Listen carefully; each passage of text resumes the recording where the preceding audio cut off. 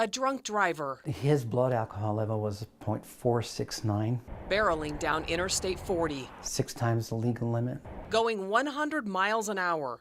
The drunk was going the wrong way near Tucumcari, east of Albuquerque, when he crashed head-on into JT and Lucille Boydston. It was a horrific crash. That was 1988, and the couple's son-in-law says behaviors haven't changed much. What happened to us and our family 26 years ago, it's still happening now. The drunk driver who killed Richard Woodward's in-laws consumed a lot of booze that day. That would be harder for people under a plan Tom Stark is proposing. This would be the kind of solution that doesn't require a lot of government intervention, isn't expensive, and might help New Mexico go in a direction of bringing down the alcohol harm. Stark, the president of Impact DWI, a nonprofit organization working on ending alcohol abuse in New Mexico, would like to see a minimum price for alcohol.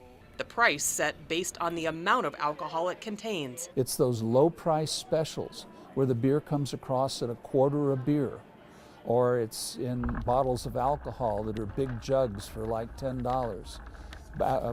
Vodka. The idea? To limit the heavy drinkers who buy a large amount of cheap alcohol. We took the idea to the streets and found plenty of skeptics. If the prices either go down or up, they're still going to buy the booze, I think. They're trying to make sure that people aren't buying a bunch of alcohol at a super cheap price. They think if they increase the price, people will buy less alcohol. I don't think so.